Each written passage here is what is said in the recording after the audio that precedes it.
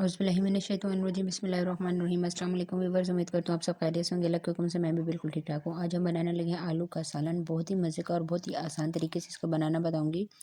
तो इसके लिए रेसिपी आपने एंड तक देखनी है। तो चलें अपनी रेसिपी स्टार्ट करते हैं। आलू का जो सालन है वो हम कुकर में बनाएंगे। कुकर में बहुत ही जल्दी से बन जाएगा। हाफ़ कप मैंने ऑयल लिया है, इसमें एक अदद दरमियानी साइज़ की प्याज डाल दूँगी। प्याज को आपने बहुत ज़्यादा बारीक काट लेना है। अब इसको चम्मच चलाएँगे, ये प्याज जब तक लाइट ब्राउन नहीं होता हम इसका वेट करते हैं। प्याज लाइट ब्राउन होना स्टार्ट हो गया था। अब मैं इसमें 1 चम्मच भर के लहसुन का पेस्ट डाल दूँगी। फ्रेश लहसुन मैंने इसमें इस्तेमाल किया है। अदरक इसमें नहीं डालेंगे। आलू की जो सब्ज़ी हो, आलू का सालन हो, इसमें अदरक बिल्कुल भी अच्छी नहीं लगती। तो जैसे ही इसकी खुशबू आना स्टार्ट होगी तो मेरे पास ये पड़ा हुआ था थोड़ा-सा ज़ीरा, थोड़ा-सा साबुत धनिया था और थोड़ी-सी कलौंजी थी। इन तीनों चीज़ों को दरदरा सा मैंने कूट लिया। ये तीनों चीज़ें मैं इसमें शामिल कर दूँगी। शामिल करने के बाद अब इसको अच्छी तरह से आपने मिक्स करना है। जी, तो देखिए प्याज़ का कलर ब्राउन होना ज़्यादा स्टार्ट हो गया था और थोड़ा-सा मैं इसमें पानी शामिल कर दूँगी। पानी शामिल करने से ये होगा कि प्याज़ बहुत ज़्यादा सॉफ्ट हो जाएँगे और आपके सालन में बिल्कुल भी नज़र नहीं आते। 2 अदद दरमियाने साइज़ के टमाटर मेरे पास पड़े हुए थे, वो मैं इसमें डाल दूँगी। टमाटर डालने के बाद दोबारा से आपने इसकी मिक्सिंग करनी है। बहुत ही मज़े की ये ग्रेवी तैयार होने वाली है।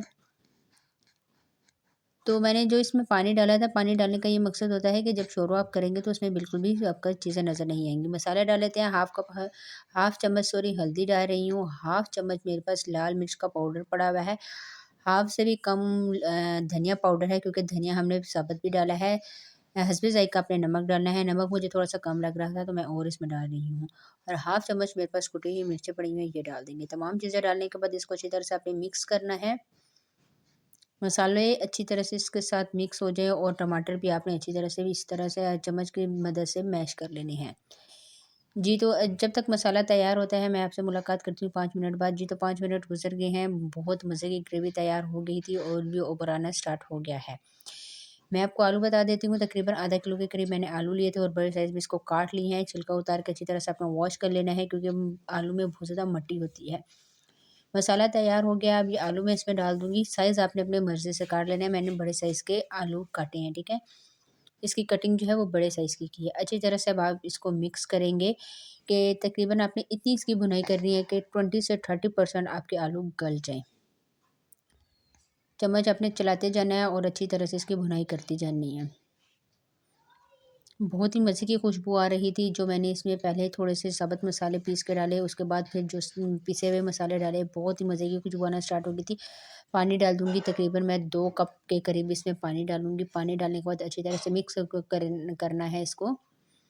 जी, तो तकरीबन 2 से ढाई कप पानी डाला है और अब मैं इसका प्रेशर चला दूँगी तकरीबन 2 से 3 मिनट। ज़्यादा आपने प्रेशर इसका नहीं चलाना कुकर का।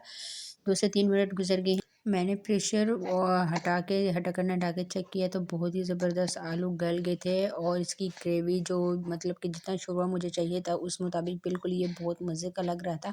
अब मैं थोड़ी-सी हरी मिर्चें और जो ग्रीन प्याज़ होता है, ग्रीन ऑनियन, वो इसमें डाल दूँगी, हरी प्याज़ से भी इसका बहुत ही मज़े का ज़ायक़ा आने वाला है और थोड़ा-सा मैंने इसमें हरा धनिया डाल दिया है। चलें अब इसको प्लेट में सर्व कर लेते हैं। जी, तो ये इसकी फाइनल लुक है।